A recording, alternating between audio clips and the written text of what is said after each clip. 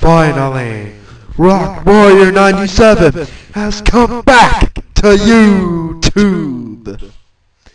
Well, anyway, I've got a special Halloween treat for you, my subscribers and dear friends.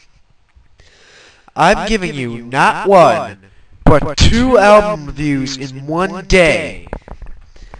First up, I'm going to be reviewing the new Kiss album, Sonic Boom.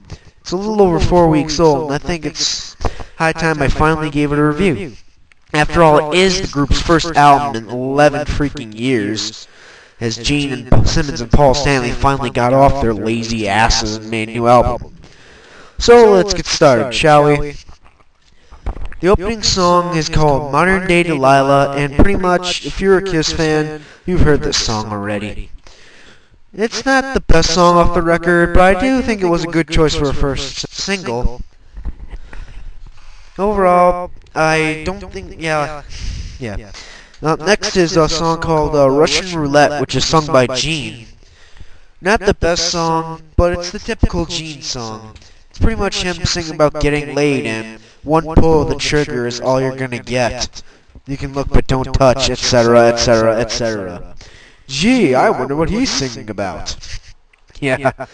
Then there's Never Enough, which is probably... it's actually probably the best song on the record, and I hear it's going to be the second single released from the album.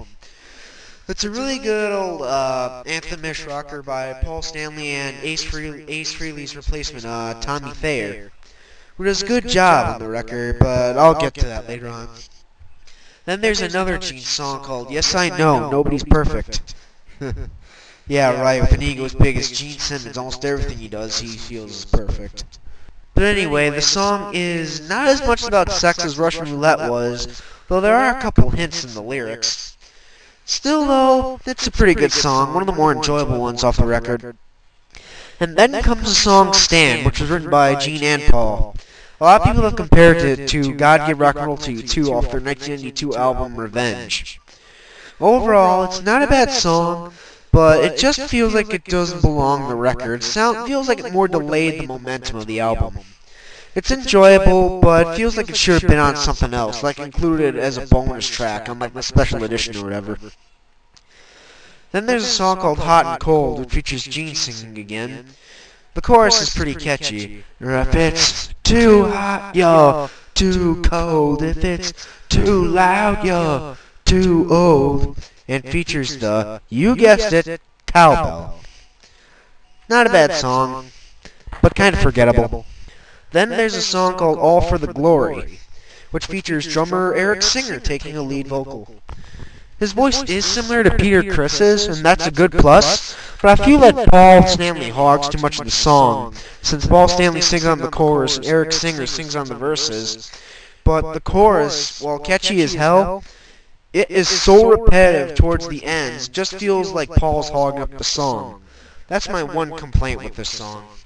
But other than that, I thought it was pretty damn good. Then there's a song called Danger Us, which has my vote for being one of the worst song titles ever. Still, it's not that bad, but let's face it, I must admit, that title just sucks. Nothing really special to say about it. But it isn't bad. I mean, the song itself is just okay. It's like the typical Kiss song, but once again, I must stress it. The title sucks. Then there's the only really bad song off the album, in my opinion. Though it isn't terrible. It just doesn't have the... Really, I don't know what it's missing. It just feels like it's missing something that the other 10 songs do. It has a bit of a sludgy guitar riff, which some critics have complained that contrasts with the style of the other songs. But the guitar riff is mostly it's easy to overlook in the song. I'm an Animal is another song by Gene. Probably, like I said, the worst song off here. The one thing I liked is the scream that Gene does at the end. And up next, When Lightning Strikes, the first song where Tommy Thayer sings lead on. Overall, I was highly impressed by this song.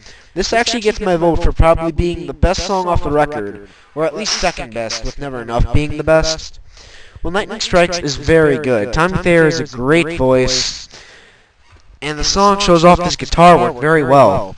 While a lot of Kiss fans have complained that Tommy Thayer and Eric Singer have stolen Peter Criss and Ace Frehley's makeup designs, I can understand that, but it wasn't their choice. It was Gene and Paul's choice, not theirs.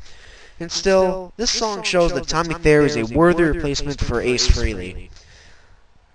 Eric Singer is an okay replacement for Peter Criss, but that's going off topic. When Lightning Strikes is hands down one of the best songs off the record, and finally ends with the good old anthem, Say Yeah, sung by Paul. Overall, pretty catchy, not the best song off the record, but it's a good way to go out.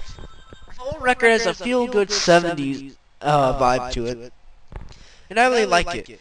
The music's pretty much your traditional Kiss album, with a bit more of a